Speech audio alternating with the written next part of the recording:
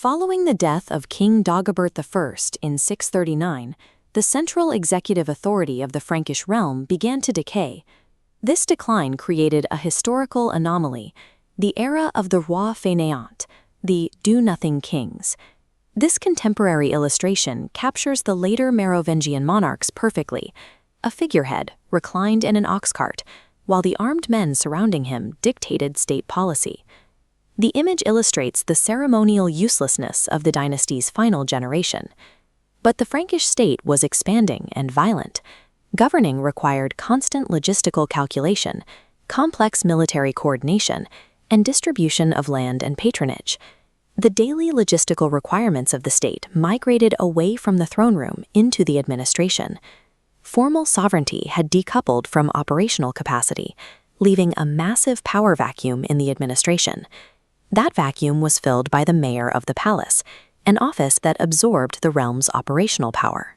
The ancestors of the Carolingian dynasty, the Pippinid family, spent generations working to monopolize this specific managerial role. Frankish power now lived within the bureaucratic administration of land and patronage ledgers. The Pippinids sought a complete acquisition from within this bureaucracy. This strategy carried immense risk, as the Neustrian nobles and Merovingian loyalists actively wanted the Pippinids eliminated. The Pippinids saw that true sovereignty had shifted to the ledger, rendering the pursuit of the physical crown a dangerous distraction. The Pippinids' first attempt at state acquisition was led by Grimoald the Elder, the mayor of Austrasia. Grimoald easily controlled King Dagobert III, running state logistics without interference from the throne. However, Grimoald failed to calculate the risk of overstepping his operational role. He forced the king to adopt his son, exiled the true Merovingian heir to Ireland, and placed a Pippinid directly on the throne. The Frankish nobility immediately rejected this merger of operational power and formal title. Grimoald was captured by the rival Neustrian administration and quietly executed. This failure temporarily broke the Pippinid monopoly and exiled the family from peak power.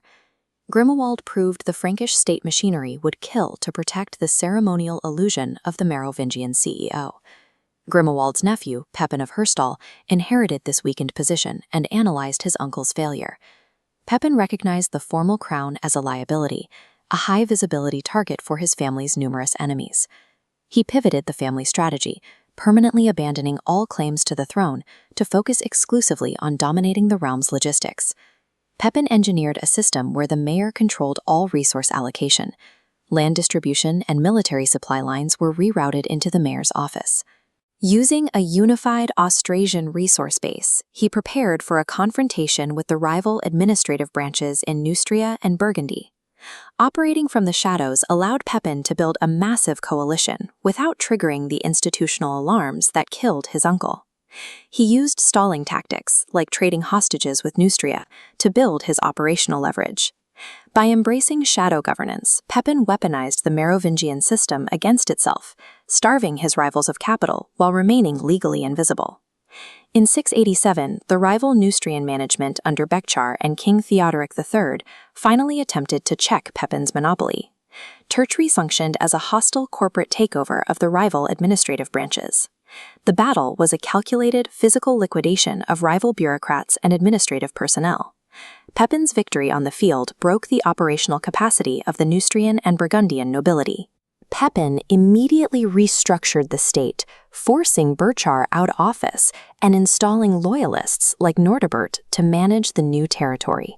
He utilized strategic marriages, including betrothing his son to the widow of his defeated rival, to secure a locked kin network. This merger absorbed the Neustrian power base directly into the Arnulfing foundation, eliminating localized resistance. At Tertry, the Pippinids transformed from regional managers into a continent-spanning monopoly. Pepin acquired the title of Dux et Princeps Francorum, ruler of all Franks, without ever claiming kingship. Pepin's corporate structure left King Theodoric III on the throne as a harmless, heavily guarded mascot. This mascot king absorbed the political risk and ceremonial duties, shielding Pepin from public blowback. Pepin spent his remaining decades leveraging this unified machinery to subjugate external threats like the Frisians and Saxons. This sprawling shadow infrastructure became the permanent foundation of Carolingian power. This logistical machinery enabled Pepin's heir, Charles Martel, to operate with impunity a generation later. It took 2 more generations before the family felt the machinery was stable enough to fire the Merovingian CEO and take the crown themselves. Through a century of state capture, the Pippinids proved that systemic control belongs not to the man wearing the crown, but to the man who owns the ledger.